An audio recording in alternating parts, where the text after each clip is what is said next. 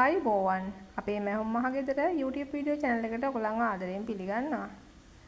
අපි අදත් ලස්සන නිර්මාණයක් කරමු. අද මම paper craft එකක් කරන්නේ. ඔයාලට ලස්සන මල් පොකුරක් හදන විදිහ තමයි කියලා දෙන්නේ. මම ඒකට පාවිච්චි කරනවා light blue A4 sheet එකක්. ඒ වගේම කොළ වලට green color පාවිච්චි කරනවා. රේණු වලට මම off white paper එකක් පාවිච්චි කරනවා. බලමු අපි කොහොමද අපි මේ මල් නිර්මාණය කරන්නේ කියලා.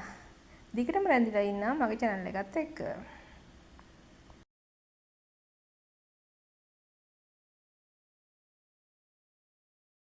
අඟල් 2කමාරක ඔඩ්නික අඟල් 3ක ඒවට අවශ්‍ය ප්‍රමාණයට මේ මල හදා ගන්න පුළුවන්. මම මෙතන 2කමාරයි කොටුවක් අරන් තියෙන්නේ. ඒ වගේම අඟල් 6මාරක් දිග අඟලක් පළල මෙන්න මේ වගේ කොළ පාට කොටසක් ගන්න. මම ඒකෙන් තමයි මලේ ඉත්ත හදාගන්නේ. ඒ වගේම ඔයාට පාත්‍ර දෙකක් දාන්න අඟලක් පළල අඟල් 2කමාරක් දිග කොටස් දෙකක් ගන්න. ඊට අමතරව ඔයාලට ඕනි වෙනවා මේකට රේණු තියෙනවා.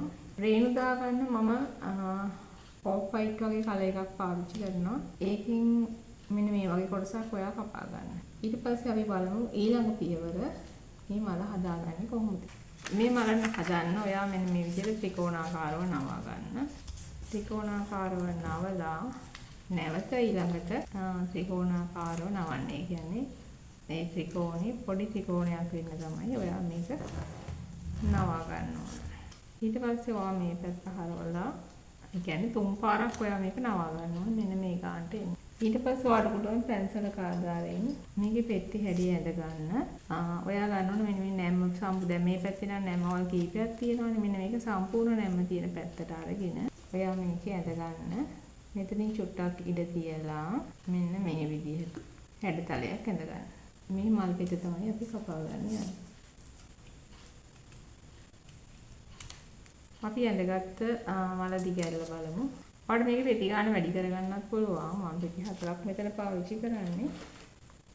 ඔයාලට පුළුවන් ඊළඟට පාට පැන්සලක් ආධාරයෙන් හෝ පෑනක් ආධාරයෙන් මේ මලේ පෙත්තක් මේ විදිහට කලර් කරගන්න. දැන් මම මේ වෙලාවේ නම් පෑනකින් තමයි කලර් කරන්නේ. පාට පැන්සලකින් කලර් කරනවා නම් මේක ගොඩක් ලස්සනයි. ඔය විදිහට ඊට පස්සේ මේ මල නවලා මෙන්න මේ විදිහට සෑම පෙත්තක්ම සමානවම නවලා මේ අන්තිම කොටස පොඩ්ඩක් ටූල් කරගන්න. මේකේ නාරටිය මලට එකතු කරන්න නම් ඔයා මෙතන චූටි කට් මාක් එකක් දාගන්න බොහොම පොඩියට. ඊට පස්සේ අනිත් පැත්ත හරවලා මේ පැත්තෙනුත් කට් මාක් එකක් දාන්න. එතකොට ඔයාට මේ මලේ නාරටිය මල රඳව ගන්න හරිම ලේසියෙන් කරන්න පුළුවන්. ඊළඟට ඔයාලට පුළුවන් කලින් වගේම අපි කලින් මල් හදනකොටත් මේක කියලා දුන්නා. මෙන්න මේ බැම්බු ස්ටික් එක ආධාරයෙන් හරි නැත්නම් ඔයාලට මේක රෝල් කරන්න පුළුවන්. මෙන්න මේ විදිහට.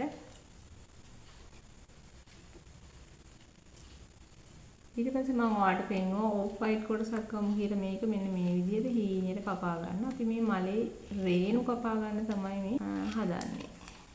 මෙන්න මේ විදිහට රේණු කීපයක්. ඔයාලට මේකට 5ක් 6ක් 8ක් ඒ විදිහට දාන්න පුළුවන්.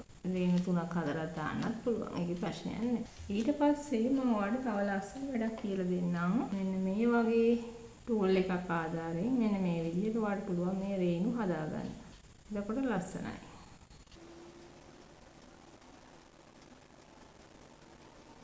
ඔයාට ලස්සන නිර්මාණ කරන්න මගේ channel එකට එකතු වෙන්න. අපේ මැහුම් මහගෙදර channel එක. ඔයාට මේ හදන නිර්මාණයත් ඔයාගේ dining table එකට, ඒ වගේම ඔයාගේ pantry එකට, එහෙම නැත්නම් study table එකකට පාවිච්චි කරන්න පුළුවන්. හරිම ලස්සන නිර්මාණයක්. මෙන්න මේ විදිහට අපි හදා ගන්න ඕන. ඊට පස්සේ ඔයා මේකත් glue එකක් මෙහෙම චොට්ටක් දාලා අපි හදාගත්ත මේකේ නාරටිය තියෙන්නේ. නාරටිය කොටස වටේ මේක උතන්න. හරි ඊළඟට ඔයා කරන්න ඕන මල එකතු කරගන්න. මෙන්න මේ විදිහට glue එකකින් චුට්ටක් වටේටම දාලා අපි කට් එකක් දාලා තියෙනවානේ මලේ මැද. මෙන්න මේ කට් එකට මේක මේ විදිහට අරගෙන ඉන්න දාලා කට් එක මැදි. ඊළඟට මේ මලට මණි පත්‍ර අවශ්‍යයි. අපි ඒකට පත්‍ර දෙකක් දාගමු. මේ විදිහට හැඩ කරලා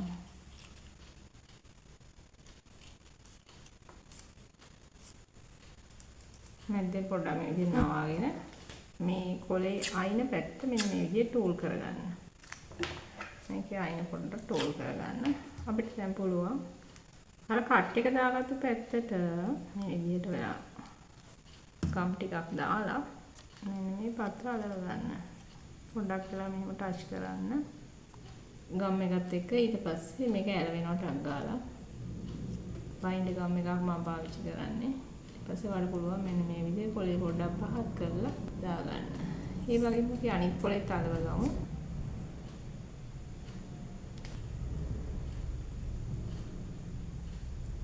මේ විදිහට චුට්ටක් අල්ලගෙන ඉන්න. ඊට පස්සේ පුළුවන් ඔයාලා මේ කොලේ මෙහෙම චුට්ටක් පාත් කරන්න. මෙන්න මේ විදිහට තමයි දෙපසින් අපි පත්‍ර දෙකක් දාන්නේ. මේකට අපි කුඩා මණි පත්‍රයක් දානවා. ඒකටත් ඔයා මේ විදිහට පටි කපාගෙන මේ විදිහට සමාන කොටස් වලට කපාගෙන මෙතනින් පොඩ්ඩක් පැඩතලයක් දාන්න.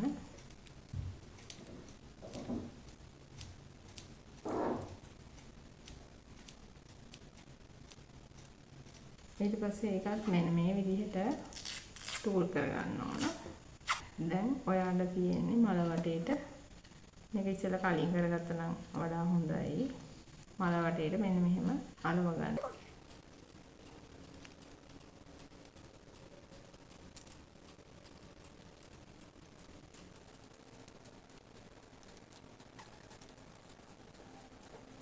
මේ බලන්න.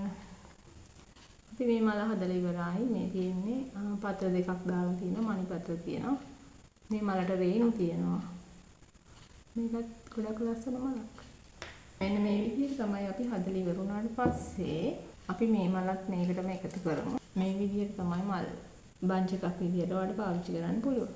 ඔයත් මේ වගේ ලස්සන ෆ්ලවර් බන්චස් හදන්න. ඔයාලට මේක බිස්නස් එකක් විදිහට කරන්නත් පුළුවන්. ටේප් ක්‍රාෆ්ට් වලින් ලස්සන නිර්මාණ කරලා ඔයාට ආදායම් ලබා ගන්න පුළුවන්. ඒ වගේම ඔයාගේ ලස්සනට අලංකාර කරන්න මේ වගේ ඒවා හදන්න. ඒ වගේම මගේ channel එක බලන ඔයා අනිත් අයටත් මේ වගේ නිර්මාණ හදා ගන්න ෂෙයා කරන්න. මේ වීඩියෝ එක ලයික් එකක් දාන්න. මේ තියෙන අපි හදාගත්ත මල් අපි බලමු බන්ච් එකක් විදිහට කොහොමද මේක යූස් කරන්නේ කියලා වාත්සයකට දාලා.